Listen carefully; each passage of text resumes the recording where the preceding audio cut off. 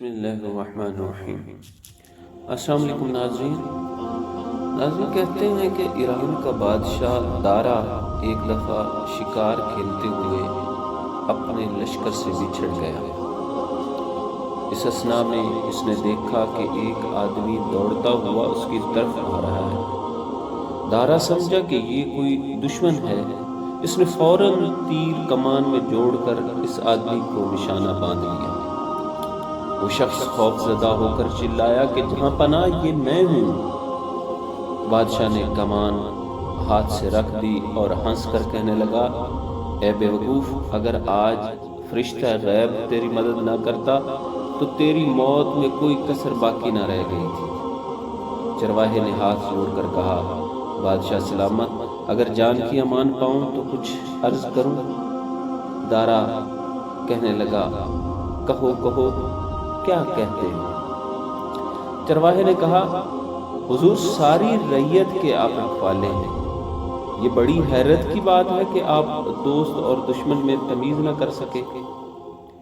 آپ نے مجھے بارہا دربار میں دیکھا ہے اور مجھ سے گھوڑوں اور چراگاہ کے حالات دریافت کیے ہیں۔ اس وقت میں حضور کی دست بوسی کے لیے بڑا تو آپ نے مجھے دشمن سمجھ لیا۔ حالانکہ مجھ جیسا غریب چرواہا اپنے گلے کے بے شمار گھوڑوں میں سے ایک ایک کو پہچانتا ہے۔ آپ جس گھوڑے کو پیش کرنے کا حکم دیں، ایک پل میں حاضر کر دوں گا۔ عالم پناہ، جہاں بانی کی شرط تو یہ ہے کہ آپ اپنے ہر ماتحت کو پہچانیں کہ وہ کون ہے اور کیسا ہے۔ میں گھوڑوں کا رکھوالا ہوں، آپ رعیت کے رکھوالے ہیں۔ جس طرح میں فہم و فراست سے اپنے ریوڑ کو قائم رکھتا ہوں، اسی طرح آپ بھی اپنے گلے کو قائم رکھیے۔ اس سلطنت کے زوال کا خدشہ ہے جہاں بادشاہ کی تدبیر چرواہے سے بھی کم۔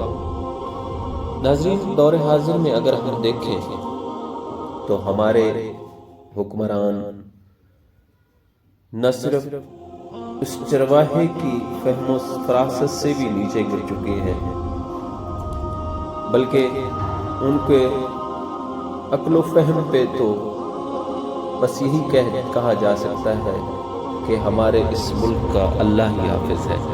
ہم دیکھتے ہیں کہ لوگ آئے دن غربت کی وجہ سے آٹا لینے کے لیے لائنوں میں لگے کھڑے ہوتے ہیں، اور جگہ جگہ پر لوگ اس بھیڑ میں آ کر نہ صرف اس بھیڑ کے نیچے دب کے مر جاتے ہیں، بلکہ بہت سے بے مراد گھر کو لوٹ جاتے ہیں۔ یہ لمحہ فکریہ ہے کہ ہمارے حکمران اپنی عیاشیوں میں مبتلا تو ہیں، لیکن ان کو اپنی رعایا یعنی عوام کا کچھ خیال نہیں کہ کس پر کیسے گزر رہی ہے۔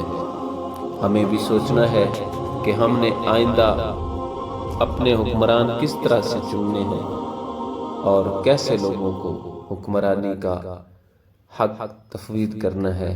اللہ تبارک و تعالی ہمارے اس ملک کے حالات کو بہتر فرمائے اور ہمیں نیک اور صالح حکمران بھی نصیب کرے، اور ہمیں اپنے اعمال کو بھی درست کرنے کی توفیق عطا فرمائے۔